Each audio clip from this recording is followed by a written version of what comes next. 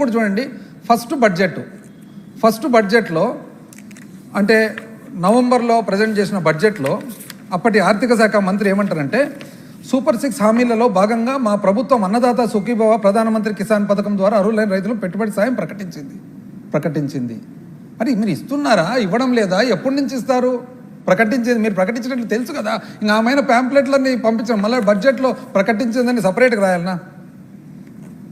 ఆర్థిక సంవత్సరం వ్యవసాయం మరియు అనుబంధ రంగాలకు అసలు మీ ప్రతిపాదన ఎక్కడుంది? అసలు ఇంకా దీపంది అయితే ఏమని రాస్తారు? మా ప్రభుత్వం దీపం 2 పథకాన్ని ప్రారంభించి సంవత్సరానికి 3 ఎల్పిజి సిలిండర్లు ఉచితంగా అందించిందండి.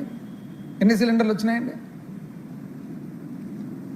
తల్లికి వందనం అయితే ఏకంగా 2024-25 ఆర్థిక సంవత్సరానికి గాను నైపుణ్యాభివృద్ధి శాఖ ప్రభుత్వం మరియు ప్రైవేట్ పాఠశాలలు 1వ తరగతి నుంచి 12వ తరగతి వరకు చదివే పిల్లలకు తల్లులకు తల్లికి వందనం పథకం ద్వారా ఆర్థిక సహాయం అందిస్తూ మా ప్రభుత్వం సూపర్ 6 హామీని నెరవేరుస్తుంది. అంటే పోయిన సంవత్సరం మీరు బడ్జెట్లో రాసినారు, నెరవేరుస్తుంది, ప్రకటించింది, పెట్టింది అని ఒక్కటి కూడా రాలేదే.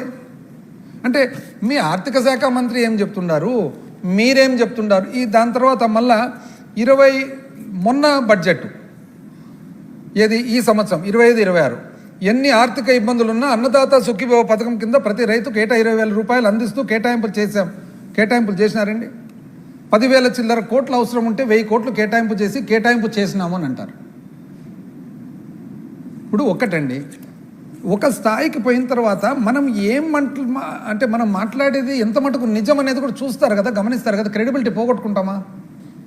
ఇప్పుడు ఆస్తి పోతే సంపాదించుకునేదానికి అవకాశం ఉంటుంది, ఆరోగ్యం పోతే ఏదో కష్టపడి మెడిసిన్స్ లైఫ్ స్టైల్ మార్చుకునే అవకాశం ఉంది. క్రెడిబిలిటీ పోతే తల్లికి వందనం అయితే ప్రతి తల్లి తన పిల్లలను పాఠశాలకు పంపేలా ప్రోత్సహించే లక్ష్యంతో మరో సూపర్ 6 హామీని అమలు పరిచే దిశగా తల్లికి వందనం పథకానికి ప్రారంభిస్తున్నాం. దాంట్లో కేటాయింపు చెప్పరు. ఆ కేటాయింపు అన్ని ఎక్కడెక్కడ ఉన్నట్టు లెక్కేసుకుంటే 8,000. యాక్చువల్గా మీకు అవసరం ఉండేది ఎంత? మీకు అవసరం ఉండేది 12,000 చిల్లర కోట్లు అవసరం ఉంటుంది వాస్తవానికి. కరెక్ట్గా మీరు చెప్పిన ప్రకారం ఇవ్వాలంటే ప్రతిసారి అంతే, పోయినసారి కూడా అంతే. రైతులకు మొత్తము కంప్లీట్గా రుణమాఫీ ఎంట్రీ తీరా కుదిచ్చి ఎవరికి వచ్చిందో, ఎవరికి రాలేదో, ఎంత వచ్చిందో, ఎంత రాలేదో